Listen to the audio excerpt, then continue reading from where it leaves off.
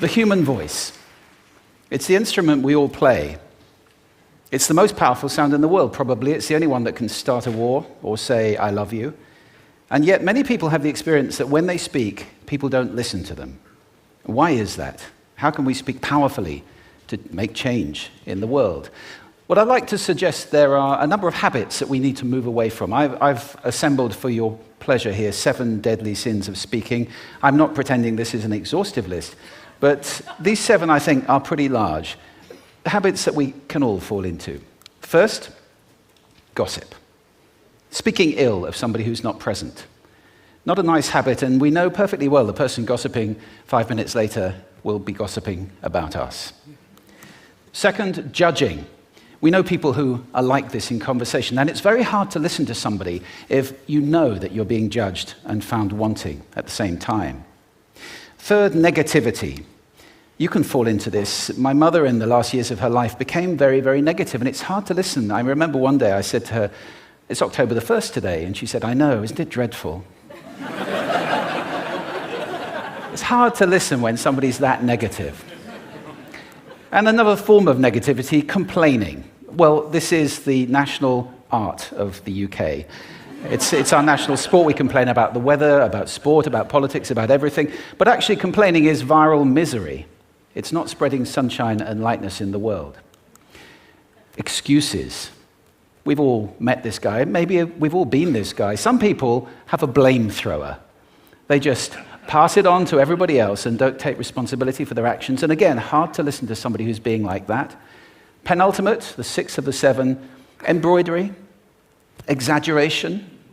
It demeans our language, actually, sometimes. For example, if I see something that really is awesome, what do I call it? And then, of course, this exaggeration becomes lying, out and out lying, and we don't want to listen to people we know are lying to us. And finally, dogmatism. The confusion of facts with opinions. When those two things get conflated, you're listening into the wind. You know, somebody is bombarding you with their opinions as if they were true.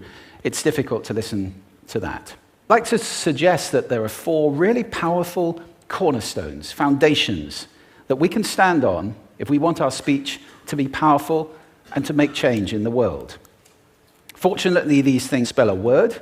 The word is hail, and it has a great definition as well. I'm not talking about the stuff that falls from the sky and hits you on the head.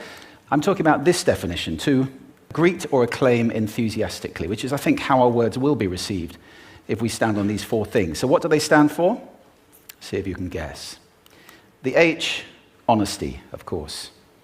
Being true in what you say, being straight and clear. The A is authenticity, just being yourself. A friend of mine described it as standing in your own truth, which I think is a lovely way to put it. The I is integrity, being your word, actually doing what you say, and being somebody people can trust. And the L is love. I don't mean romantic love, but I do mean wishing people well. For 2 reasons. First of all, I think absolute honesty may not be what we want. I mean, my goodness, you look ugly this morning. Perhaps that's not necessary. Tempered with love, of course, honesty is a great thing. But also, if you're really wishing somebody well, it's very hard to judge them at the same time. I'm not even sure you can do those 2 things simultaneously. So, hail. Also, now that's what you say, and it's like the old song, it is what you say, it's also the way that you say it. You have an amazing toolbox. This instrument is incredible, and yet this is a toolbox that very few people have ever opened. I'd like to have a little rummage in there with you now, and just pull a few tools out that you might like to take away and play with, which will increase the power of your speaking. Register, for example. Now, falsetto register may not be very useful most of the time, but there's a register in between. I'm not going to get very technical about this for any of you who are voice coaches. You can locate your voice, however. So if I talk up here in my nose, you can hear the difference. If I go down here in my throat, which is where most of us speak from most of the time, but if you want weight, you need to go down here to the chest. You hear the difference? We vote for politicians with lower voices. It's true, because we associate depth with power and with authority. That's register. And we have timbre. It's the way your voice feels. Again, the research shows that we prefer voices which are rich, smooth, warm, like hot chocolate. Well, if that's not you, that's not the end of the world, because you can train. Go get a voice coach. And there are amazing things you can do with breathing, with posture, and with exercises to improve the timbre of your voice. Then prosody. I love prosody. This is the sing-song, the meta-language that we use in order to impart meaning. It's route one for meaning in conversation. People who speak all on one note are really quite hard to listen to if they don't have any prosody at all. That's where the word monotonic comes from, or monotonous, monotone. Also, we have repetitive prosody now coming in, where every sentence ends as if it were a question. When it's actually not a question, it's a statement. And if you repeat that one over and over, it's actually restricting your ability to communicate through prosody, which I think is a shame. So let's try and break that habit. Pace. I can get very, very excited by saying something really, really quickly, or I can slow right down to emphasize. And at the end of that, of course, is our old friend, silence. There's nothing wrong with a bit of silence in a talk, is there? We don't have to fill it with ums and ahs. It can be very powerful. Of course, pitch often goes along with pace to indicate arousal, but you can do it just with pitch. Where did you leave my keys? Where did you leave my keys? It's a slightly different meaning in those two deliveries. And finally, volume. I can get really excited by using volume. Sorry about that if I startled anybody. Or I can have you really pay attention by getting very quiet. Some people broadcast the whole time. Try not to do that. That's called sodcasting. Imposing your sound on people around you carelessly and inconsiderately. Not nice. Of course, where this all comes into play most of all is when you've got something really important to do. It might be standing on a stage like this and giving a talk to people. It might be proposing marriage, asking for a raise, a wedding speech, whatever it is.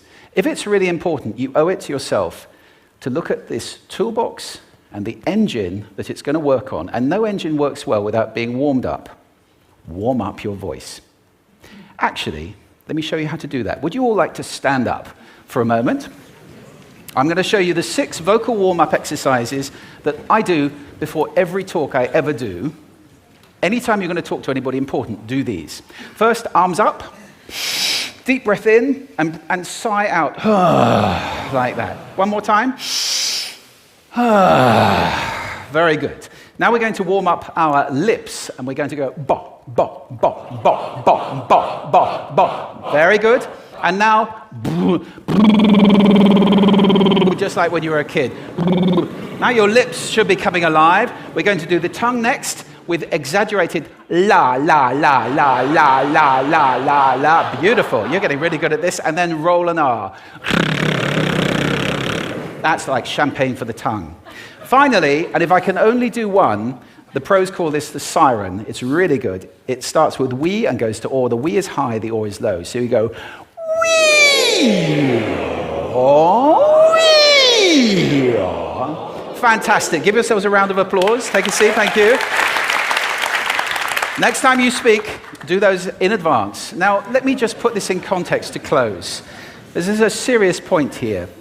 This is where we are now, right? We speak not very well into people who simply aren't listening in an environment that's all about noise and bad acoustics. I have talked about that on this stage in different phases. What would the world be like if we were speaking powerfully, or to make that a bit larger, what would the world be like if we were creating sound consciously and consuming sound consciously and designing all our environments consciously for sound? That would be a world that does sound beautiful, and one where understanding would be the norm. And that is an idea worth spreading. Thank you. Thank you.